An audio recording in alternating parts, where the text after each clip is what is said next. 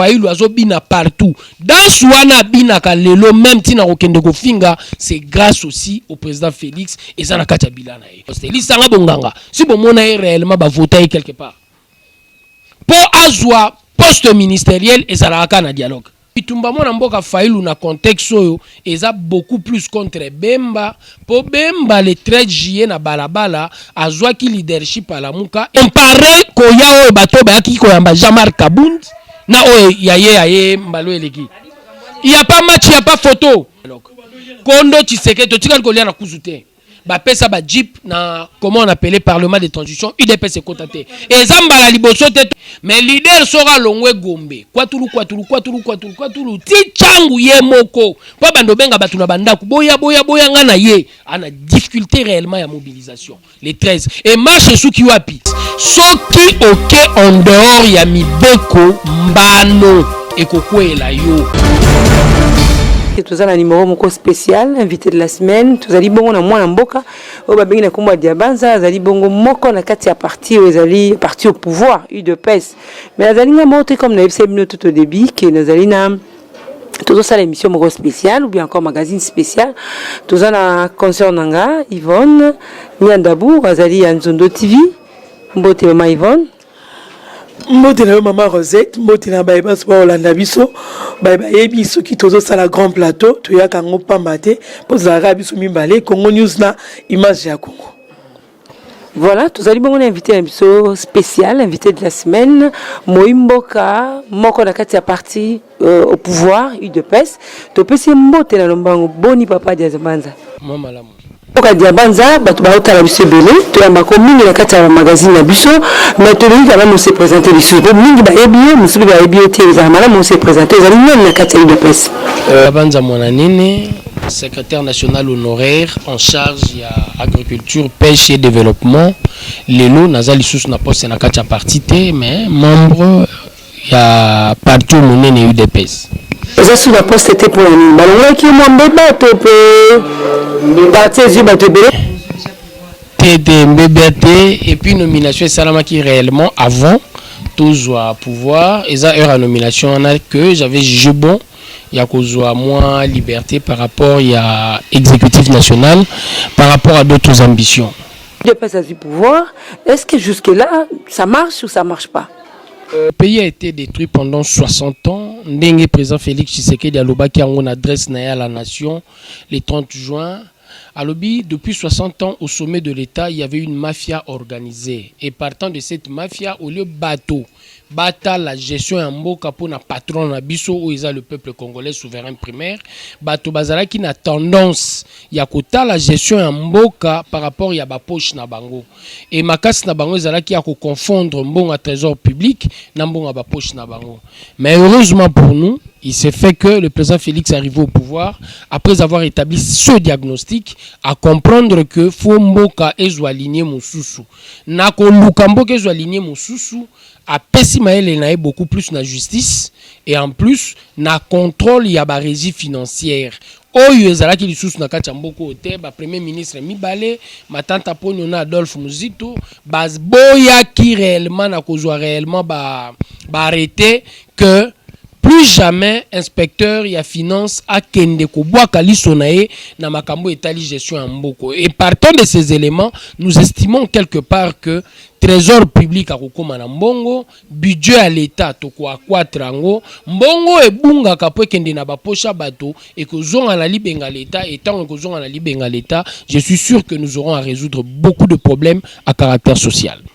J'hésite à me dire ba simbi wana, mon amour Martin Fayulu utikoya. Na koyana ye a dit quand même koloba été a sepelité na ba nomination wana poto kende kar na justice au moins que quelque part c'est que justice ngo simba mi malamu te. Moi mboka Fayulu ana difficulté moko na zai koloba depuis début réellement il y a processus il y a démocratisation na kati mboka na biso ana difficulté à établir diagnostic. Ayeba que doit être réellement le discours du contexte pour permettre na kosala loko les ay kosala na kondo Tshisekedi au lobby likambu etikali libela soki botalié à chaque étape ya na liloba moko boy balkanisation mboko yo balkanisation 70% yango lisusu te aye okomona non ndenge zawa biso ndenge toyiboye toganyaki ba élection vérité des urnes na vérité des urnes devant la justice incapable réellement de prouver. Donc à chaque étape tant azo na liloba ozo remarqué que liloba nae ezo cadré té na contexte et na tout difficulté azui a passé pratiquement 4 mois à l'extérieur du pays. Tant voyez alingi à ça la rétropédalage ya actualité aussi les cas. Bato si ba discuter sur yango bato si ba pesi ba point de vue yozo ya koloba na retard pose ala kité et bitumba mona mboka failu na contexte oyo eza beaucoup plus contre Bemba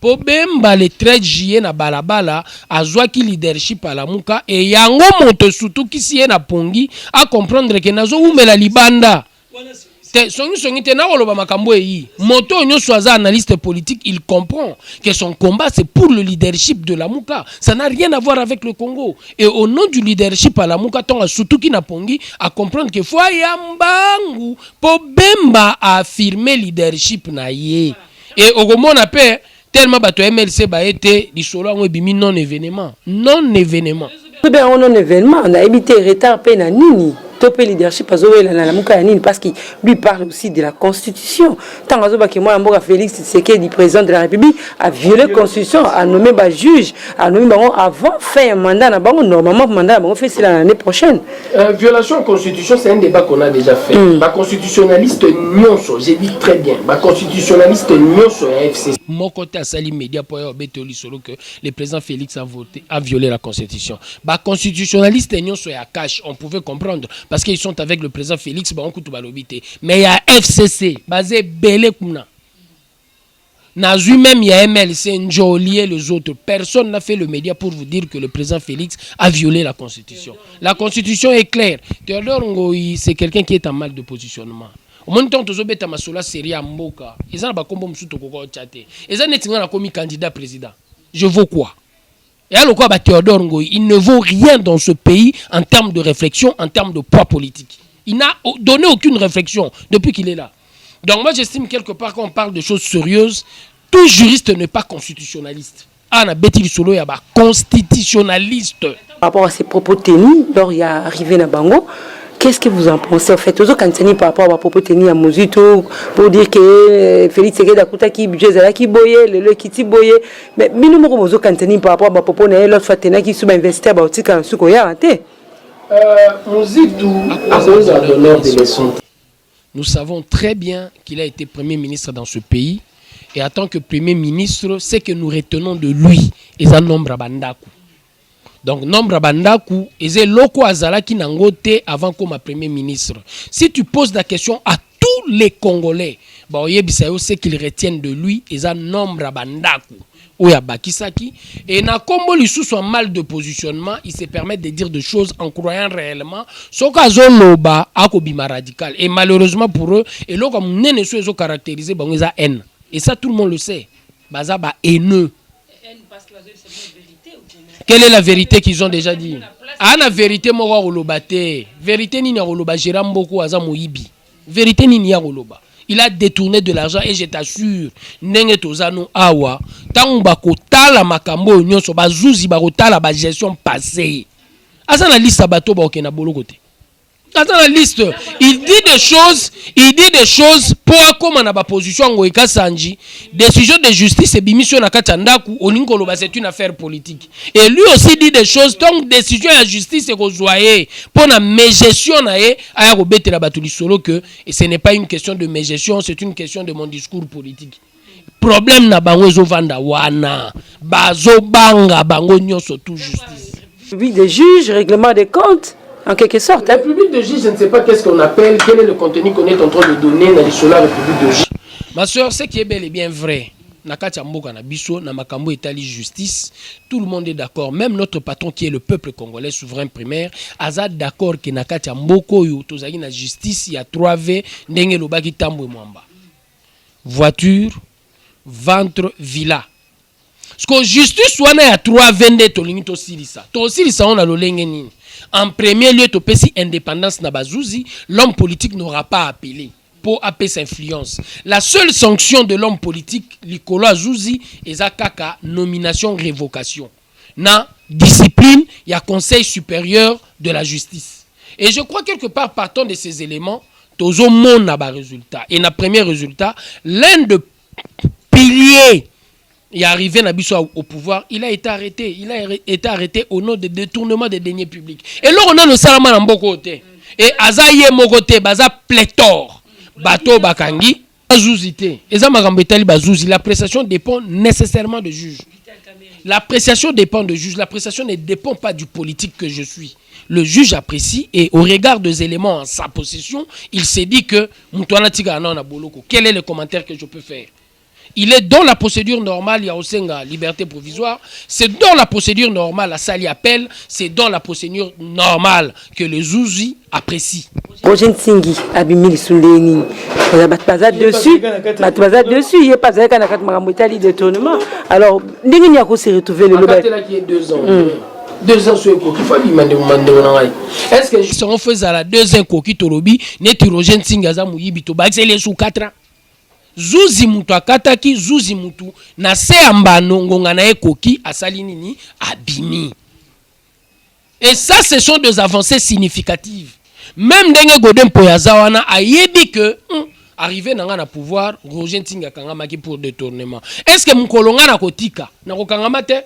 Et ça élément ya dissuasion na mutu ya homme politique. Na ko bangisa te, na ko mi bangisa pe. Pour lobby pengaton on a reçoit poste à gestion à comprendre que je serai contrôlé pour toza na devoir il y a redevabilité et l'euro baboumay namboko pendant 60 ans il y a un président Félix Azozongisa patron na biso souverain primaire ce qui a comprendre les éléments de taille apportés par le nouveau régime il y a président Félix Tshisekedi soit un certain mboko eke de l'avant. Autant on a bozo organisé puis na pesa micro pana ndiko nanga Yvonne nangi tuzo mukina kati ya IDPS bozo kamamboka mais moi des ordres ça tala kotaka sumbale ça eloko nyezo kuna bokomi ko wanga na tina batu na bino Isaac Tswaka carte na EPC mona yaki azali na kati ya IDPS lobaka sipole te comprendre baka to bateki turo nga na ngote oya turo yo na ngote et puis toze belé toza na ngote.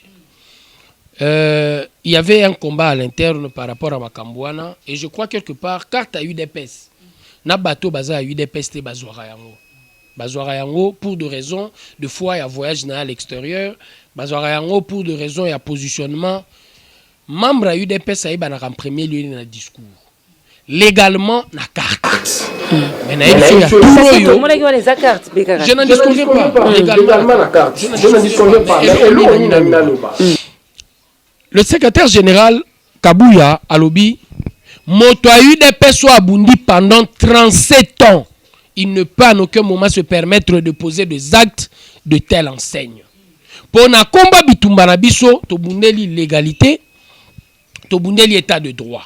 Et bitumba biso to bundeli ndenge nini to koki ko remettre en cause par notre comportement.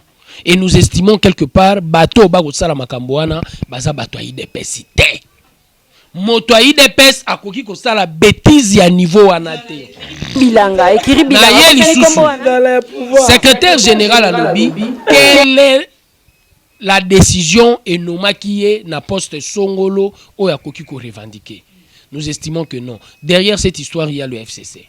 Il y a des gens qui veulent salir le combat de l'UDPS et ils tiennent à salir le combat de l'UDPS pour des raisons les besoins de la cause pour la Makambo Italie 2023. Mais nous estimons quelque part bato yoba ko sala bêtise wana au nom de l'état de droit mbano et ko la bango mbano ko la bango ozala ndeko ya Félix Tshisekedi président de la République ozala collaborateur na ye ozala UDPS soki oke en dehors ya mibeko mbano et la yo. Pour nous voulons un état de droit et le mode d'emploi de cet état de droit s'appelle la Constitution et les lois de la République. Ce qui osa en dehors, il y a mode d'emploi, il y a Constitution, ou il y a Constitution, tous les lois de la République, mbano, et zaliko na yo, omi benga, ndeko ya président de la République, omi benga collaborateur, omi benga membre ya UDPS, ceux qui osa libanda, les lois de la République vont s'en charger de toi et ces gens-là seront arrêtés. La réalité au bisono soutoye biton bakota ki réunion na ba Congo awa. Ba résolution au ba levaki comme option, partant de ces résolutions, on en a eu vent. Et vent wana tozwaka ki toyebi ba décision na bango eza en premier lieu ba bunda pour l'échec du président actuel. Ça nous le savons. On est en coalition mais bon mitou na raté pour anine de temps en temps toujours potana. Bateau ba ko mema réellement pas si wana puis toujours encaissé, c'est nous. Nous encaissons parce que nous voulons réellement corriger les erreurs de l'histoire. Il y a 1960, il y a 1964. Martin Fayulu a un déphasage. Non, sous qui s'appelle Sabino Angote, a un déphasage pour difficulté à la mouka et sa diagnostic. Premier élément d'obstacle. Deuxième élément d'obstacle, jamais Batambusaka train n'a pas pilote 12. Et la mouka ayant réellement beaucoup de leaders, leader a obunda pour na leadership na ye, et leader a commis frein. Ya moninga mususu. Martin Fayulu azaki leader par procuration. Bemba si abengi bakoni na ye. Moïse pas bengi. Te non événement. Comparé ba premier venu na ye na oya turu. Wana na chia ye moko. Sko comparé ango na lieutenant ya Félix Jean-Marc Kabundi 10 jours na Rwanda zongi comparé ko ya o bato ba ki ko yamba Jean-Marc Kabundi na o yaye mbalo eleki il y a pas match, il y a pas photo. En termes de mobilisation mutaleki UDPS azateza de boko ça UDPS a comme perdre déjà au niveau déjà oyo otomoni ma sœur yendo rassurer bato bimina balabala biso banso tout. Ba mouvement ba bengaka ba mouvement citoyen ba bimi les 7 ba sangana ki ba mouvement citoyen nyonso UDPS abimi à son appel ya Yemoko appel ya UDPS Yemoko le 9 la Mouka au regroupement politique les 13 CLC au baloba ki ba na 80% les 19 FCC plus de 300 partis politiques, 19 regroupements, les 23. FCC, à Salik March, il y a 10 minutes, na Funa. En aucun moment, merci beaucoup. C'est là que ça n'a propos, on peut bêtir du solo, toujours perdre. La Mouka, celle, c'est les 19, non-événement, 17 personnes, 17 familles, Basuki Awana. Place le Mumba pesa bisombote 17 personnes non événement la Mouka ba leader à la Mouka ba kiti na njili depuis 6 heures pour marcher à Kubanda 14h30 en mal d'appel.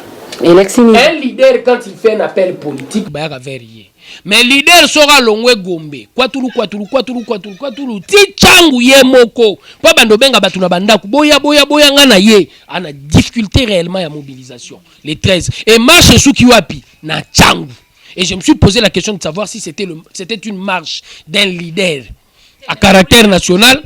Je n'en disconviens pas, nous aussi la police nous a empêchés le 9 yabiso 20 provinces et répondre présent appel à UDPS et à Kinshasa la police était débordée à peu près 3 à 4 vagues. La police a coquille sous souté minutieux Sili. Voilà. Moi mboka Diabanza, tu as dit que Milou zo bon s'appelle Zali plus spécial. Parlement à Pouloulou, Oyozo Kamba, Bobongi Sinine.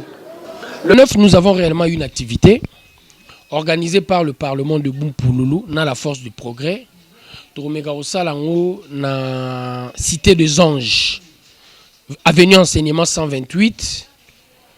Tozo meka kosa l'activité wana poto yoki lisola dialogue betami mwa tro na kachamboka na biso. On dirait batu bazo kanisa, il faut nécessairement poto résoudre le problème il y a patron na biso qui est le peuple congolais souverain primaire, il faut nécessairement tokende de dialogue en dialogue.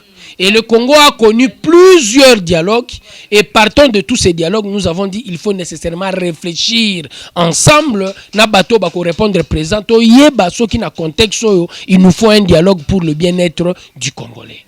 Tina activité wana yango wana. Et puis tolingi sous to beta moi c'était na gestion ya président Félix na 1 année 8 mois oyo.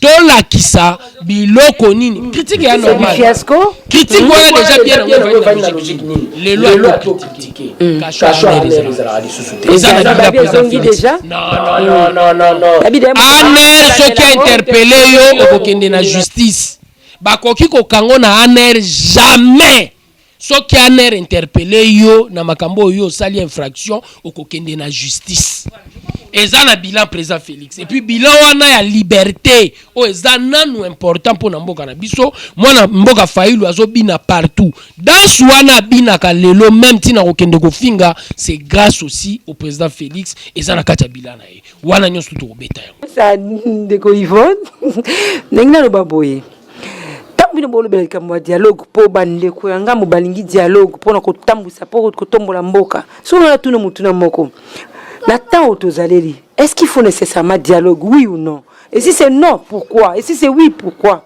dialogue était le misara mboka te dialogue eza la voie royale ya ko résoudre réellement la crise ça c'est vrai. Mais dialogue dans le contexte de notre pays est comme objectif nango principal kokabola ba poste de responsabilité. Et papa, ndeko Fayulu si asengaki institution ou ya kokota te. On a besoin poste tendengeni. Si asengaki place ou ya kokamba te. Oh, a créé une institution na des réformes soki de nini oh yemoko fwa kamba. A proposé déjà place au salaire. Na yebso ke bana besoin poste te. Ils sont en mal de positionnement. Problème na bango za ba poste lisanga bonganga si bon mona réellement ba voter quelque part pour azwa poste ministériel et zalaka na dialogue c'est ça le problème et tous le savent ba parti na bango ezo peser différemment na UDPS to kenda dialogue à San City to kota na gouvernement te mais to participer na kata dialogue kondo Tshisekedi to tikal ko lia na kuzute ba pesa ba jeep na comment on appelait parlement de transition UDPS est contacté et zamba la liboso te to boya réellement partons d'un dialogue to soit poste to outi accord à Saint-Sylvestre et permettre réellement grâce au combat de l'UDPS appel à Tshisekedi pour le 19 septembre pe bato ba kufie belé le 20 septembre ba bouquin bukasa ba kapena ba mardoché bato UDPS mutu batumbaki na permanence na biso mais bato wana batumbi bango to kota te na institution to lobby le plus important pour nous un Kabila ne va pas se représenter deux il ne va pas modifier la constitution.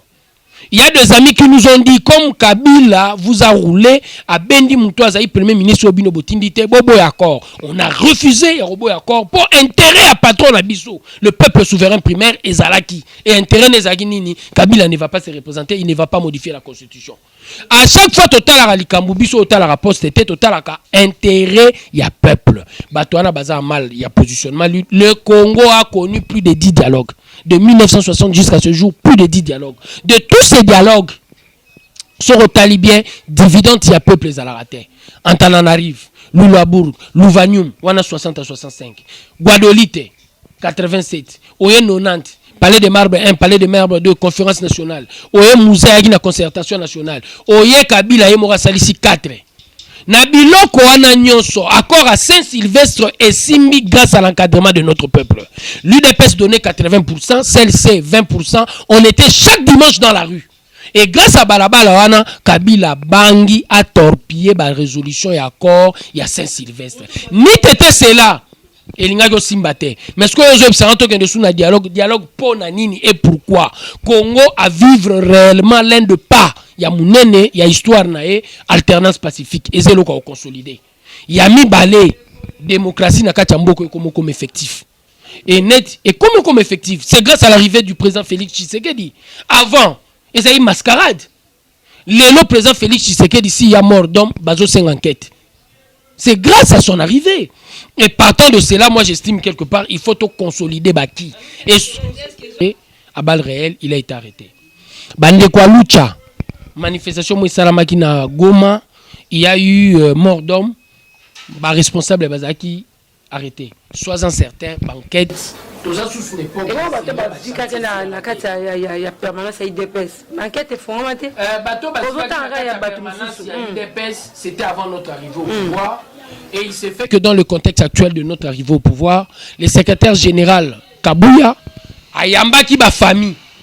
To yambaki ba famille pour to lingi sikoyo tu as une assistance réelle vers ces familles-là. Et assistance, ils ont le caractère judiciaire, social et autres. Pour tout la qui s'en a famille, on a que bandeko na ba kufaki pour rien te. Débat ils a place il y a échange. Aussi longtemps bah tu vas discuter tembo qui est dans ah toujours ça échange. Vous posez vos questions, moi je réponds. Rien ne dit que makamunga na le vérité tout vrai. Mais ce qui est bel et bien vrai bateau ba ota la personne nda ku ba ko apprécier. Et de leur appréciation, il a la possibilité de dire que na moni faut na orientation bon. Et c'est ce que l'on demande encore le 29 août. Bah, Congolais va ébélé et puis boya ébélé pour un débat. Ceux-là qui veulent le dialogue, venez. Posez vos questions. Cité des Anges, avenue enseignement numéro 128. Enseignement wana, enseignement place va partir à Kébélé, toza wana le 29 août boya ébélé et puis beaucoup monde a réellement que le débat sera à la hauteur. Voilà, et Kobanda Erning. Et au banda biso 16h. 16h, ti kinoboko, bon respecter R. R ils la respecter. Voilà, tozonga mukesima, potozonga potoshite, na inga na tunu mutuna mo par réaction na bino bato IDPS topeto ba rapozo représenter peuple congolais pe awa par rapport il y a ba propos teni oyo ya mwana ngoi Kassange. Ezala ni contre la première dame. Moi je crois quelque part il faut justice à ça musana. Tolongwa na mboko ya okanisa kwenga na koleka na TV na fingi matata mponyo. Tolongwa na mboko ya okanisa kwenga na koleka na TV na fingi Kabila. Non. Tokoma na mboka oyo tant ozo critiquer faut eba que oyo eza critique. Et moi j'estime partant de ces éléments justice faut ça musana.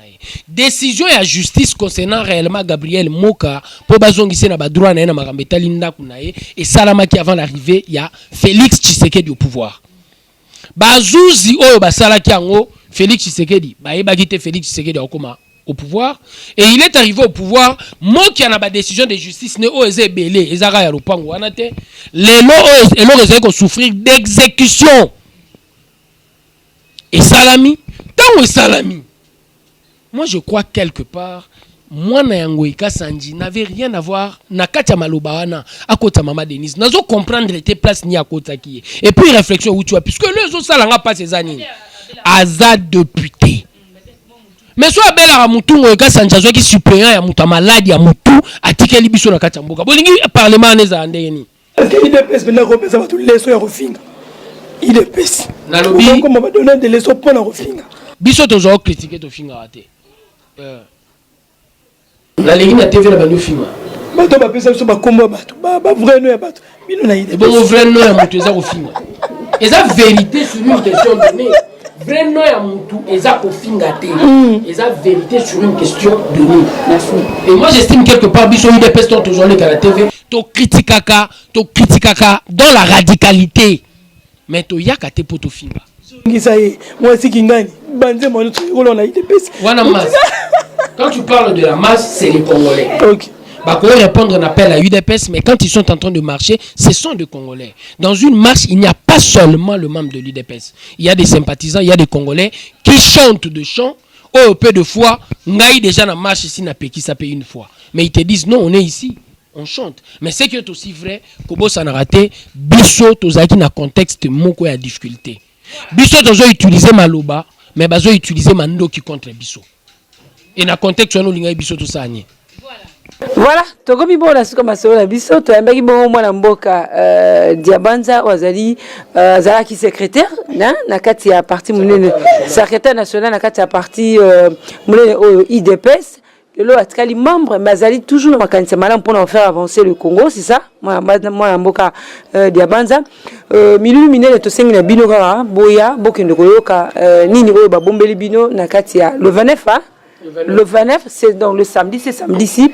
Bokende kuna ebele pour nous royoka nini oyo Congo azana ngo bezen to ba Congolais ba sengeli kozala ou bien kosala na kati ya mboka na merci na bino, merci na équipe technique ezali bongo assuré na Biyumbuyi, merci na ba Congolais so yandi biso to kutali mo na masima pour la numéro spécial. Je vois ozala après milulu o ezali le 29.